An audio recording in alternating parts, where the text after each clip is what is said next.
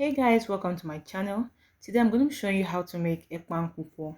In my village it is called Ikokore. It is usually made with water yam or cocoa yam, and it's a very delicious local dish everyone should try out.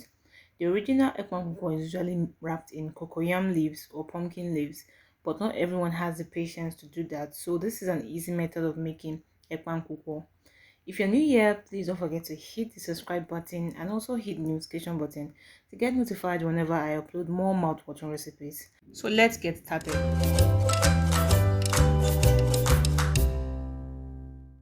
For this recipe, you'll be needing 2 medium-sized water yam, palm oil, onions, chopped fresh tomatoes, minced scotch bonnet peppers, crushed up cube, salt, crayfish, bonga fish, cameroon pepper, stock.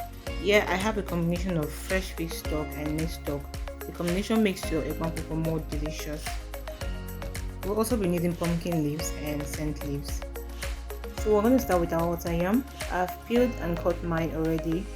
I like to cut my yam into big chunks because it enables me to grate the yam well, and it also speeds up the grating process. So I'm going to grate my yam. If you think this process is stressful, you can use a blender to blend your yam, but it will not really have the same consistency with grated yam. I prefer to take my time to grate my water yam to get a nice consistency. Our water yam is ready, so let's get into the cooking process. So we're going to start by making our tomato sauce. In a pot, add in your palm oil, leave it to heat for a few minutes. Then add in your onions.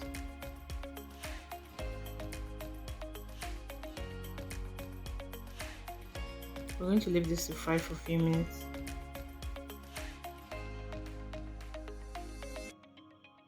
Now add in your fresh tomatoes. Then add your scotch bonnet pepper.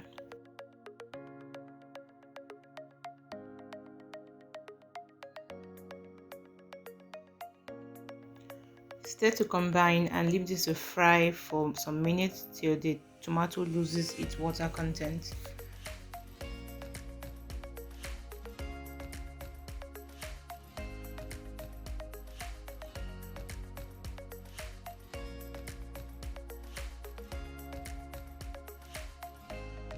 After frying, add in your stock cubes.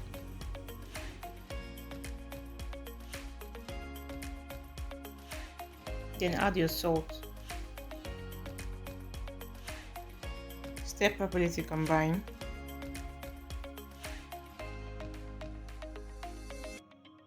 Leave this to fry for another few minutes and your tomato sauce is ready.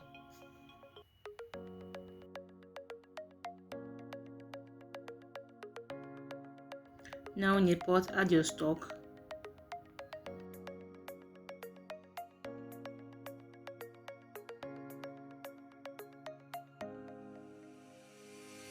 Add some water.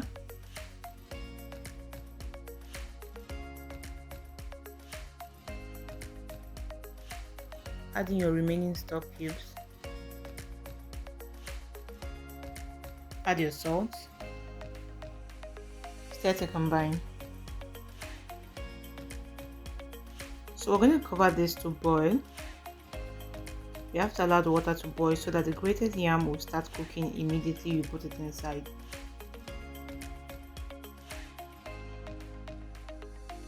Now I'm going to start dropping my grated yam into the pot bit by bit. If you were to wrap it in leaves, you will have to smear the pot first with palm oil, then start wrapping it one by one and placing it one after the other into the pot before you now add in your mixed stock. That process really takes time. Normally this food takes time, but it's worth the time because you will enjoy this food and be satisfied. So I'm done dropping in the grated water yam. I'm just going to add some water to it and I'll cover this to cook for some minutes till it's almost done.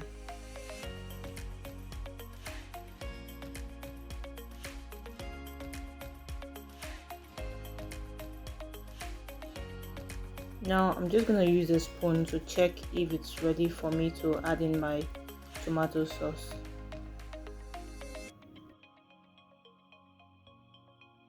So it's ready. Now I'm gonna add in my tomato sauce.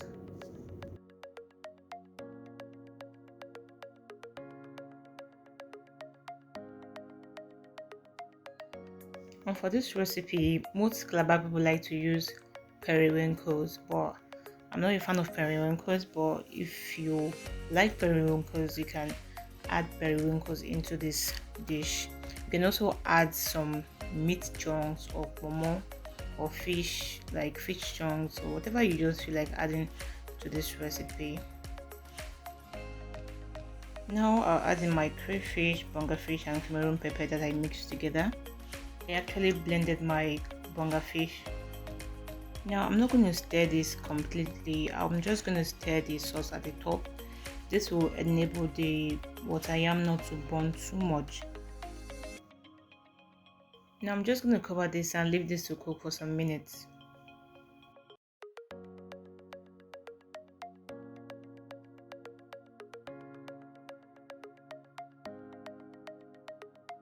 Now at this level your water yam should be done.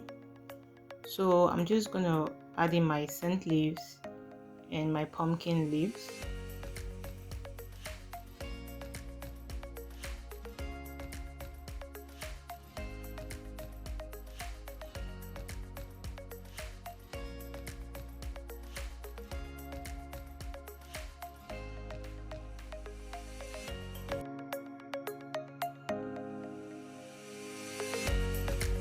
Now I can stir it completely. For this recipe, you can add as much scent leaves as you want. Scent leaf is like one of the major ingredients for this particular dish.